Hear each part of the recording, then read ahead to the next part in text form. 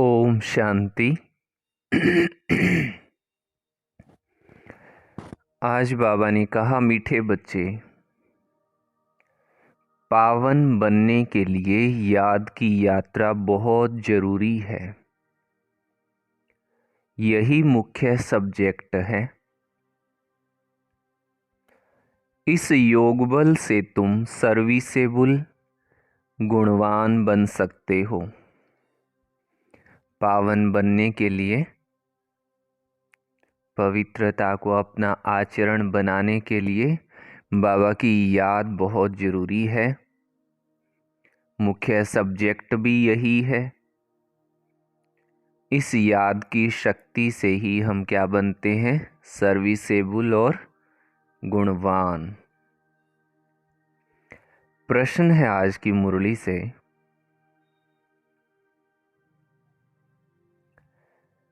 तुम बच्चे जो योग सीखते हो, यही सबसे निराला योग है, कैसे? उत्तर है, आज तक जो योग सीखते या सिखाते आए, वो मनुष्यों के साथ योग जुटा। आज तक जो भी किया, ईश्वर से तो हमारी प्रीत नहीं जुटी ना, बाबा से तो दूर ही रहे। लेकिन अभी हम निराकार के साथ योग लगाते हैं। निराकार आत्मा, निराकार बाबा को याद करे, ये है सबसे निराली बात। दुनिया में कोई भगवान को याद भी करते तो बगैर परिचय के याद करते हैं। ऑक्यूपेशन के बिना किसी को याद करना, ये तो भक्ति है। ज्ञानवान बच्चे परिचय सहित याद करते हैं। उनका कर्तव्य क्या है और उनका दिव्य जन्म क्या है ये पता नहीं। याद किया तो बाबा का, ये तो भक्ति हुई ना। परंतु हम बाबा के बच्चे बाबा को एक्यूरेट याद करते। ओम शांति। रूहानी बाबा बैठ बच्चों को समझाते हैं। बच्चों को पहले पहले तो बाबा का परिचय मिला है। छोटा बच्चा जन्मता है तो उनको पहले पहले माँ बाप का परिचय मिलता है। तुम्हारे में भी नंबरवार पुरुषार्थ अनुसार है, जिनको रचता बाप का परिचय मिला है।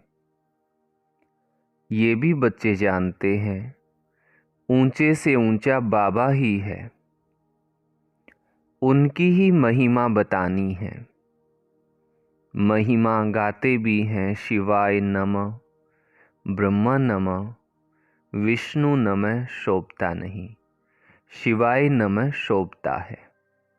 ब्रह्मा देवताय नमः, विष्णु देवताय नमः अक्षर शोभता है। उन्हों को देवता कहना पड़े। ऊंचे से ऊंचा है भगवान। जब कोई आते हैं तो पहले पहले बाबा की महिमा जरूर बतानी है। वो सुप्रीम पिता है। बच्चे भूल जाते हैं कि बाबा की महिमा कैसे सुनाएं। पहले तो ये समझाना है कि वो सुप्रीम पिता है, टीचर भी है, सतगुरु भी है। तीनों को ही याद करना पड़े।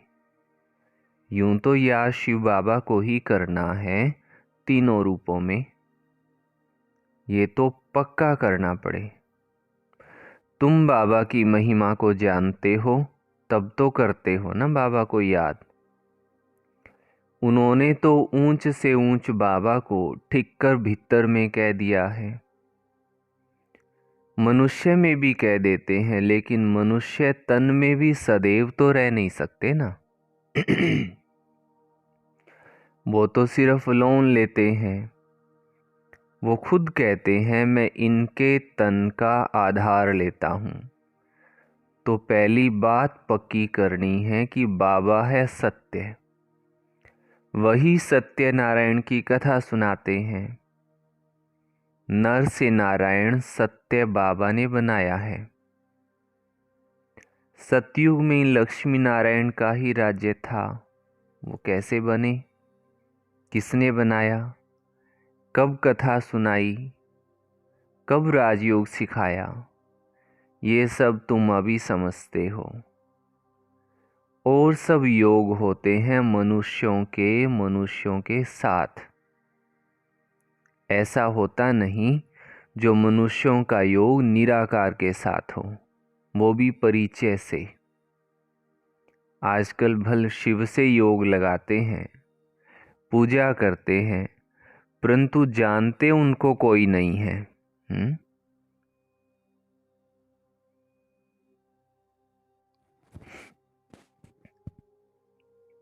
नर से नारायण सत्य बाबा ने बनाया है।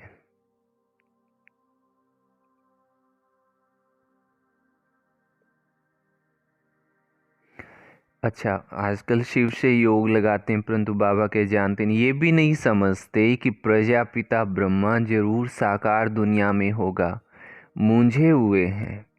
समझते हैं प्रजापिता ब्रह्मा तो पहले सतयुग में होना चाहिए। अगर सतयुग में प्रजापिता ब्रह्मा हो तो फिर सूक्ष्म वतन में क्यों दिखाया है? अर्थ नहीं समझते हैं।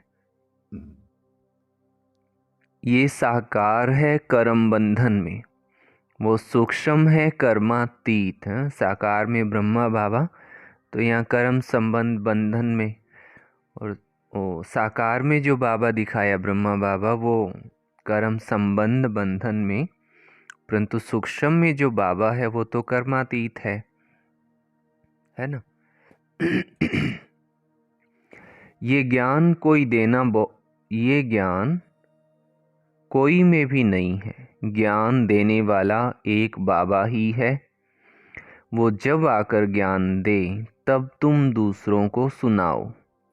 बाबा का किसको परिचय देना बहुत सहज है, अलफ पर ही समझाना है। ये सभी आत्माओं का बेहद का बाबा है। किसको परिचय देने में कोई तकलीफ नहीं है, बहुत सहज है। परंतु निश्चय नहीं, प्रैक्टिस नहीं तो किसको समझा नहीं सकते। किसको ज्ञान नहीं देते तो समझो अज्ञानी है। ज्ञान नहीं तो भक्ति है ना। देह अभिमान है, ज्ञान होगा ही देही अभिमानी में। हम आत्मा हैं, हमारा बाबा परम पिता परमात्मा वही बाप टीचर सतगुरु भी है। प्रजापिता ब्रह्मा भी है ना। बाबा ने प्रजापिता ब्रह्मा का ऑक्यूपेशन भी बताया है, तो अपना भी ऑक्यूपेशन बताया है। मनुष्यों ने तो शिव और शंकर को मिलाकर एक कर दिया है। कहते हैं शंकर ने आंख खोली तो विनाश हो गया। अब विनाश तो बॉम्ब्स से, प्राकृतिक आपदाओं से होता है। शिव शंकर महादेव कहते हैं ये चित्र कोई यथार्थ नहीं है, ये सब भक्ति मार्ग के चित्र हैं, वहाँ ऐसी कोई बात है नहीं। कहते हैं तीसरी आँख खोली तो विनाश हो गया, और तीसरी आँख कहाँ दिखाई? मस्तक में, जहाँ आत्मा का निवास है। तो जब आत्मा जागती है तो उसकी बुराइयों का नाश होता है ना। ये ज्ञान का तीसरा नेत्र है। तो सृष्टि के विनाश की तो बात ही नहीं हो सकती ना। अब कहीं तीसरी आँख खोली तो विनाश हो गया, तो सृष्टि का विनाश हो गया, ऐसे कहते हैं। अब सृष्टि का विनाश हुआ तो कई भले लोग भी होंगे, उनका विनाश क्यों किया? ये प्रश्न यहाँ उठता है। भगत भी होंगे, संत महंत भी होंगे, उनका विनाश क्यों किया? विनाश करना है तो बुराइयों का करते ना। तो बिना अर्थ की बातें कई हो जाती हैं जो फाइनल में कहीं कोई पॉइंट पर नहीं पहुंच पाती हैं, है ना। तो बाबा कहते हैं ये व्यक्त और वो अव्यक्त, जब अव्यक्त बने हैं तो फरिश्ता हो जाते हैं। सूक्ष्म वतन, मूल वतन, सूक्ष्म वतन दोनों ही है जरूर। सूक्ष्म वतन में भी जाते हैं। बाबा ने समझाया है, प्रजापिता ब्रह्मा जो मनुष्य है वही फरिश्ता बनता है। फिर राजाई का भी उसमें दिखाया है।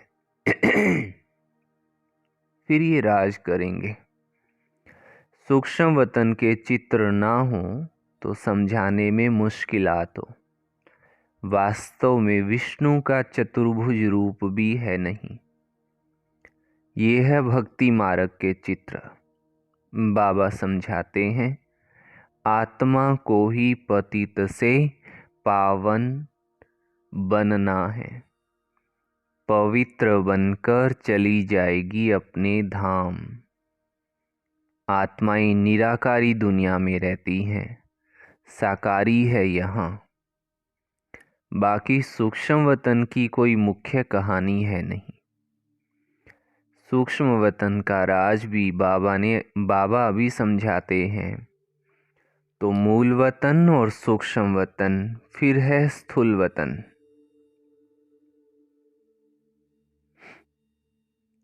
तो पहले सबको बाबा का परिचय देना है। भक्ति मार्ग में भी बाबा को हे भगवान, हे प्रभु कहते हैं। सिर्फ जानते नहीं हैं, हमेशा कहते हैं शिव परमात्माए नमः। शिव देवता नमः कभी नहीं कहेंगे, ब्रह्मा देवता कहेंगे। शिव को परम पिता परमात्मा ही कहते हैं। शिव देवता कभी नहीं कहेंगे, शिव परमात्मा ही कहेंगे। उनको फिर सर्वव्यापी थोड़ी ही कहा जाता है। पतितों को पावन बनाने का कर्तव्य करना है तो क्या भीतर ठिक्कर में जाकर करेंगे? इसको ही घोर अंधियारा कहा जाता है। ये भी ड्रामा में नूंद है। बाबा आकर समझाते हैं, यदा यदा ही धर्मस्य ग्लानिर्भवति। अब किसकी ग्लानि? वो लोग तो श्लोक सुनाकर फिर उसका अर्थ सुनाते हैं। ये तो तुम बच्चों को वहाँ जाकर देखना चाहिए। बोलना चाहिए कि हम इनका अर्थ समझाते हैं, फिर फट से बैठ सुनाना चाहिए। ऐसे थोड़े ही समझेंगे कि ये बीके हैं। भल सफ़ेद ड्रेस है परंतु छापा थोड़ी ही लगा हुआ है। तुम कहाँ भी जाकर सुन सकते हो और कह सकते हो इसका अर्थ तो बताओ। देखो वो क्या सुनाते हैं। बाकी ये इतने सब चित्र तो डिटेल समझने के हैं। अथाह ज्ञान है। सागर को बनाओ शाही, है एक ऐसा श्लोक भी है, तो भी अंत नहीं पाया जा सकता। फिर सेकंड की भी बात सुनाई। सिर्फ बाबा का परिचय देना है। वही बेहद का बाबा स्वर्ग का रचयिता है। हम सभी उनके बच्चे भाई हैं, तो हमको भी जरूर स्वर्ग का राज्य होना चाहिए। परंतु सबको मिल ना सके। क्यों नहीं मिल सकता?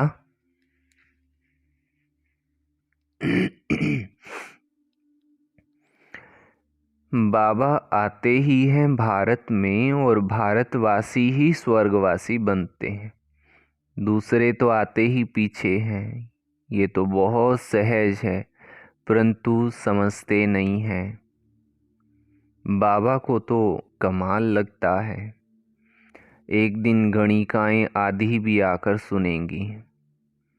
पिछाड़ी में आने वाले तीखे हो जाएंगे। वहाँ भी कोई जाकर सेवा कर सकते हैं। बहुतों को लज्जा आती है, देह अभिमान बहुत है। बाबा कहते हैं वैश्याओं को भी समझाना है। भारत का नाम भी उन्होंने ही गिराया है। इसमें मुख्य चाहिए योग बल। बिल्कुल ही पतित हैं। पावन होने के लिए याद की यात्रा चाहिए। अभी वो याद का बल कुछ कम है। किसमें ज्ञान है तो फिर याद कम है, डिफ़िकल्ट सब्जेक्ट है। इनमें जब पास हों तब गणिकाओं का उद्धार कर सकें। अच्छी अच्छी अनुभवी माताएं जाकर समझाएं। कन्याओं को तो अनुभव नहीं है, माताएं समझा सकती हैं। बाबा कहते हैं पवित्र बनो तो विश्व के मालिक बन जाएंगे। दुनिया ही शिवालय बन जाएगी। सतयुग को शिवालय कहा जाता है। वहाँ अथाह सुख है। उन्हों को भी ऐसे समझाओ कि बाबा कहते हैं अब प्रतिज्ञा करो पवित्र बनने की। ऐसे पतितों को पावन बनाने की तलवार बहुत तीखी चाहिए। इसमें शायद अभी देरी है, समझाने में भी नंबरवार है। सेंटर पर रहते हैं, बाबा जानते हैं सब एक रस नहीं है। सेवा पर जो जाते हैं उनमें रात दिन का फर्क है। तो पहले जब किसको समझाओ तो बाबा का ही परिचय दो, बाबा की ही महिमा करो। इतने गुण सिवाय बाबा के और किसी में हो नहीं सकते। वही गुणवान बनाते हैं। बाबा ही सतयुग की स्थापना करते हैं। अभी ये है संगम युग, जबकि तुम पुरुषोत्तम बन रहे हो। तुम आत्माओं को बैठ समझाएंगे। ये तो समझते हो आत्मा का ही शरीर है। कहाँ तक कोई समझते हैं ये शक्ल से मालूम पड़ जाता है। कोई मूढ़ी होते हैं तो सारी शक्ल ही बदल जाती है। आत्मा समझ बैठेंगे तो शक्ल भी अच्छी रहेगी। ये भी प्रैक्टिस होती है। घर गृहस्थ में रहने वाले इतने उछल नहीं सकते क्योंकि गोरख धंधा लगा पड़ा है। पूरा अभ्यास करें तब चलते फिरते उठते बैठते पक्के हों। याद से ही तुम पावन बनते हो। आत्मा जितना योग में रहती उतना पावन बनती है। आत्मा जितना योग में रहती उतना पावन बनती है। सतयुग में तुम सतो प्रधान थे तो बहुत खुश थे। अभी संगम पर तुम हंसते बहलते रहते हो। बेहद का बाबा मिला है, बाकी क्या चाहिए। बाबा पर तो कुर्बान होना है। साहूकार कोई मुश्किल ही निकलते हैं, गरीबों को ही मिलता है। ड्रामा ही ऐसा बना हुआ है। धीरे धीरे वृद्धि को पाते रहेंगे। कोटों में कोई विजय माला का दाना बनते हैं, बाकी प्रजा तो बननी ही है नंबरवार। कितने ढेर बन जाएंगे। साहूकार गरीब सब होंगे। ये पूरी राजधानी स्थापन हो रही है, बाकी सब अपने अपने सेक्शन में चले जाएंगे। तो बाबा समझाते हैं बच्चों को दैवी गुण भी धारण करने हैं। तुम्हारा खान पान भी अच्छा चाहिए। खान पान अच्छा मीन्स सात्विक। तुम्हें कभी ये आश नहीं रखनी है कि मैं फलानी चीज़ खाऊं। ये आशाएं यहाँ होती हैं। बाबा के बड़े बड़े वानप्रस्थियों के आश्रम देखे हुए हैं, बड़ी शांति में रहते हैं। यहाँ तो ये बेहद की बातें सब बाबा समझाते हैं। वैश्याएं गणिकाएं भी ऐसी ऐसी आएंगी जो तुमसे भी तीखी हो जाएंगी। बड़े फर्स्ट क्लास गीत गाएंगी जो सुनते ही खुशी का पारा चढ़ जाएगा। जब ऐसे गिरे हुए को तुम समझाकर श्रेष्ठ बनाओ तब तुम्हारा नाम भी बहुत ऊंचा होगा। कहेंगे ये तो वैश्याओं को भी इतना ऊंचा बनाते हैं। खुद ही कहेंगे हम शूद्र थे, अब ब्राह्मण बने हैं, फिर हम सो देवता क्षत्रिय बनेंगे। बाबा हर एक को समझ सकते हैं कि ये कुछ उन्नति को पाएंगे कि नहीं। पिछाड़ी में आने वाले आगे चढ़ जाएंगे। आगे चलकर तुम सब देखेंगे, अब भी देख रहे हो। नए बच्चे सेवा में कितने उछलते हैं। अच्छा, मीठे मीठे सिकिलधे बच्चों प्रति मात पिता बाप दादा का याद प्यार और गुड मॉर्निंग। रूहानी बाप की रूहानी बच्चों को नमस्ते। हम रूहानी बच्चों की रूहानी मात पिता बाप दादा को याद प्यार, गुड मॉर्निंग और नमस्ते। धारणा के लिए मुख्य सार का पहला पॉइंट है, पतितों को पावन बनाने की सेवा करो। क्या करो? पतितों को पावन बनाने की सेवा करो। गणिकाओं वैश्याओं को ज्ञान दो। गिरे हुए को उठाओ, उनका उद्धार करो, तब नाम बाला हो। दूसरी बात है, स्वयं की दृष्टि को पवित्र बनाने के लिए चलते फिरते अभ्यास करो कि हम आत्मा हैं, आत्मा से बात करते हैं। खुद की दृष्टि को पवित्र बनाने के लिए क्या करना है? चलते फिरते अभ्यास कि मैं हूँ आत्मा और आत्मा से बात करती हूँ। बाबा की याद में रहो तो पावन बन जाएंगे। वरदान दिया बाबा ने, अनादि स्वरूप की स्मृति द्वारा संतुष्टता का अनुभव करने और कराने वाले संतुष्ट मणि भव। अनादि स्वरूप की स्मृति द्वारा संतुष्टता का अनुभव करने और कराने वाले संतुष्ट मणि भव। अपने अनादि और आदि स्वरूप को स्मृति में लाओ और उसी स्मृति स्वरूप में स्थित हो जाओ, तो स्वयं भी स्वयं से संतुष्ट रहेंगे और औरों को भी संतुष्टता की विशेषता का अनुभव करा सकेंगे। असंतुष्टता का कारण होता है अप्राप्ति। आपका स्लोगन है, पाना था वो पा लिया। बाबा का बनना अर्थात वर्षे का अधिकारी बनना। ऐसी अधिकारी आत्माएं सदा भरपूर संतुष्ट मणि होंगी। स्लोगन है, बाबा समान बनने के लिए समझना, चाहना और करना, इन तीनों की समानता हो। समझना, चाहना और करना, तीनों की समानता हो तो बाबा समान बन जाएंगे। डबल लाइट फरिश्ता स्थिति के लिए, वरदानी रूप से सेवा करने के लिए पहले स्वयं में शुद्ध संकल्प धारण करो। सारा दिन शुद्ध संकल्पों के सागर में लहराते रहो और जिस समय चाहे शुद्ध संकल्पों के सागर के तले में जाकर साइलेंस स्वरूप हो जाओ। आपकी ये गहन शांति की स्थिति वायुमंडल का परिवर्तन कर देगी और आप स्वयं को डबल लाइट फरिश्ता अनुभव करेंगे।